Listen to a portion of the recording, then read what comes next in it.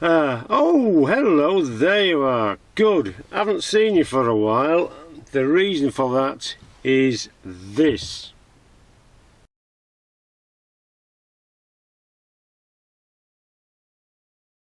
Yes, it's son-in-law's Vivaro it's a 2 litre. One at front, one at the back. No, sorry, that's a Yorkshire joke. Yeah, never mind that. Anyway, it's a 2 litre TDCI Vivaro van. It's an 07. Right, from the very beginning, well, it wouldn't start at first, so we got that narrowed down to the ignition switch. So we've got a new ignition switch. We had to get a brand new one. If you go to a Vauxhall main dealer, they'll sell you an entire lock set. Excellent, except that's not what you want. But we got a number to ring, so we managed to get a switch by itself.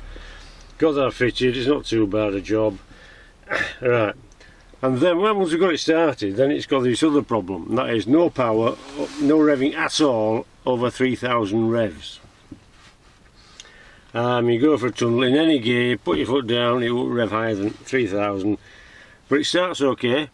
There's no problem at all with starting. We had the glow plug light on permanently. We had the spanner light in the little display, that was on, plus the engine management light on the right hand side. It was lit up like a Christmas tree. Okay, so we started changing stuff. This is what we changed. Right, this is what we started with. This ignition module for the glow plugs, you changed that a few months ago. That made no difference. This is the turbo boost solenoid. Couple of pipes there, an electrical connection, and it just lifts off. This little bracket unclips and you change it for a new one, which we did. That's the boost pressure solenoid. Over here, boost pressure sensor, which we've changed.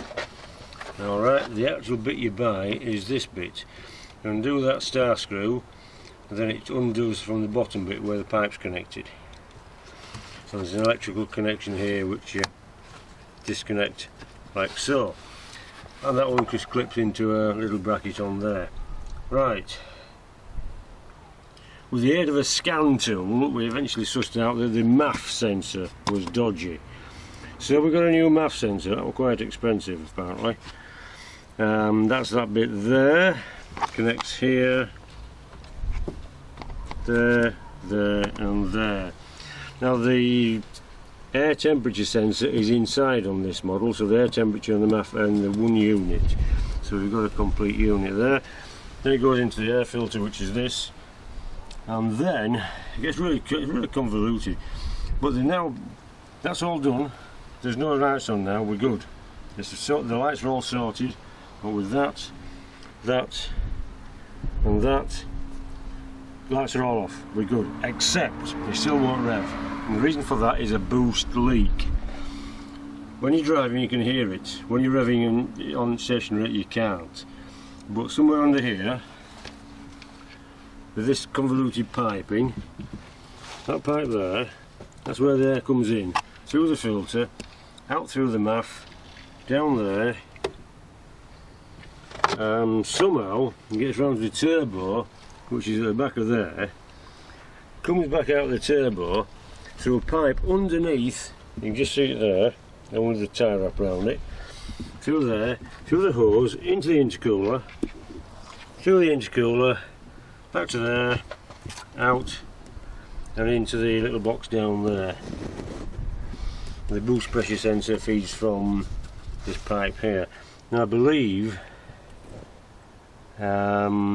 it's somewhere under here, simply because when we removed the air filter, which incidentally revved higher after that, the noise was a lot louder, so I'm assuming it's this bit from here to under there where the turbo is. Now just see there, that's the actuator, and the turbo is somewhere behind this heat shield. All we have to do is get to the connections and see what's up. Might even be a stuck wastegate. So I'm going to try and have a look with the aid of mirrors. to start with, and then we're going to whip this air filter off and hope that gives us a bit of room to get underneath the back of there. And I think the problem is, see, we don't know why there's a tie wrap around there. Radiator's further down, and the intercooler is at the top here. Right, that's where we are so far. And so far it's taken 3 weekends to get through this. I have to say it's been a bit tedious, but eventually we're nearly on top of it now. We've got the lights out, we just have to sort this boost leak and job's a good one. And it's been an ongoing problem for months and months. We're nearly on top of it, we just have to get this pipe out. Okay, let's crack on.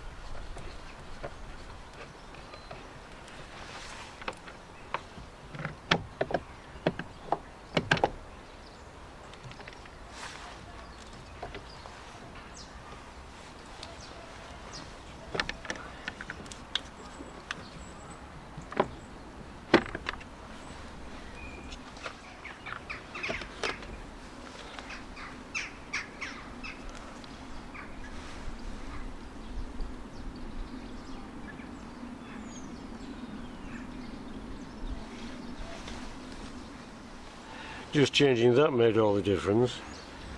The last one had 2014 on the date. Right, it would appear it's bolted to a frame, which is bolted here, here, and at the back. That's fastened to it. We'll go over there, yeah. This is fastened to it.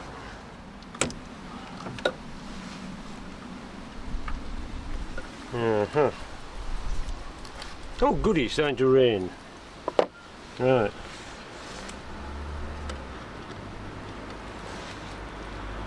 These come out, pressing these little tabs in. That should be easy, shouldn't it?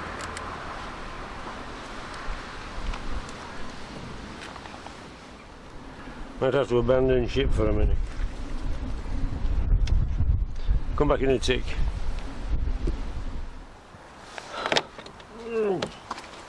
Oh, there you are, good.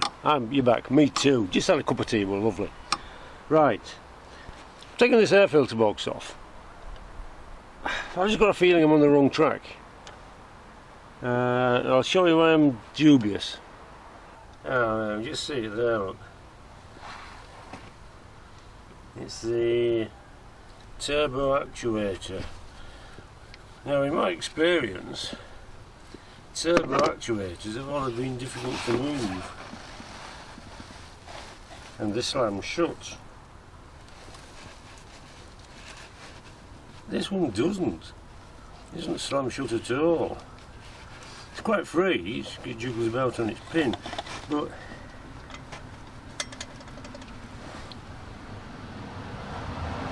I know you can't see much, I'm sorry, there's not all I can do, but it's jiggling on its pin, it's free enough. Now, there goes my mirror. That'll be 7 years bad luck. But it's just not slamming shut. Force it open, but it's not slamming shut. I wonder if that's a problem. Can you hear that? That's me. I don't know what would cause that, possibly unless the actuator's faulty. That's what I'm thinking. I'm going to check that. Now we'll see it better when I've got this air filter off. Anyway, carry on. Right. One nut there, on quite a long stud, another one next to it, and then one there, and one there. Let's crack on. Before it rains again. Yeah, it'll be a 10mm because they usually are.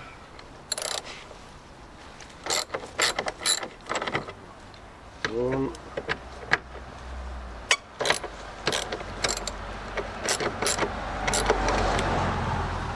Two.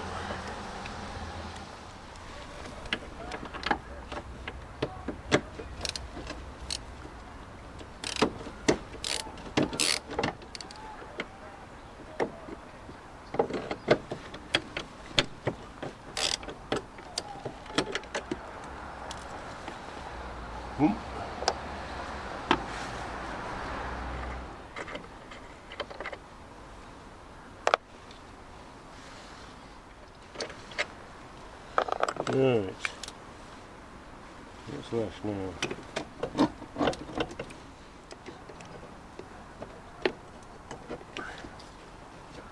A goody bit there.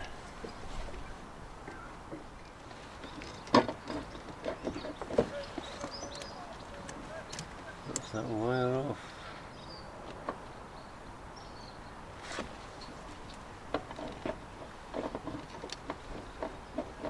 Ah, I know what we haven't done. Air intake. Which is that one there. Right.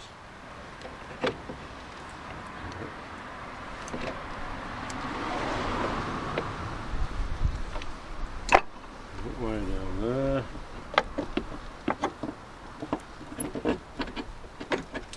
The threads.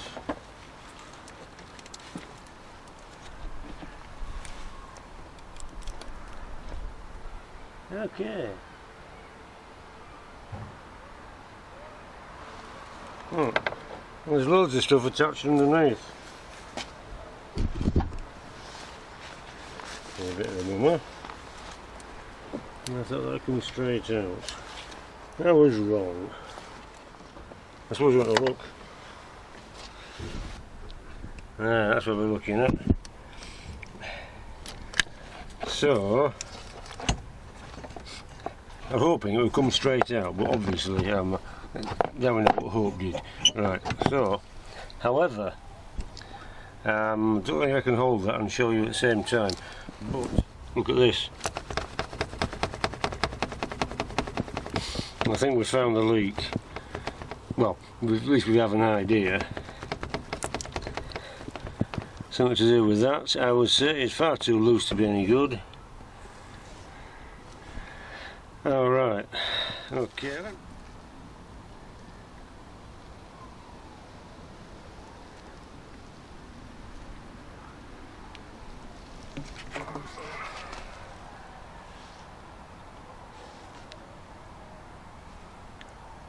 Right, got that out, a bit of a tussle, but we got it out. Yeah, we assume the little bit's broken.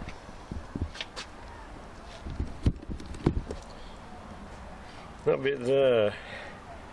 There doesn't seem to be any other kind of fixing apart from that gasket inside and something over here. Just going to see if we can have a look on the top of the turbo. Right, there's the top of the turbo. And it just seems to be, I think it's literally just a push fit. It seems a bit naff.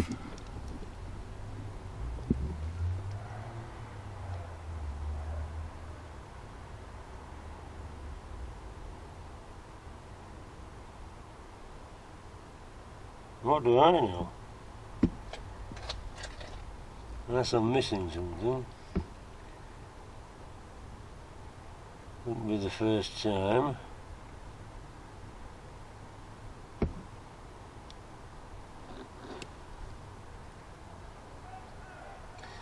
Oh, that's the top of your turbo.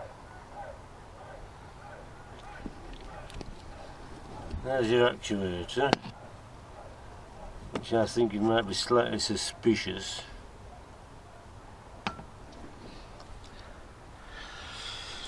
Right, here's a slightly better view.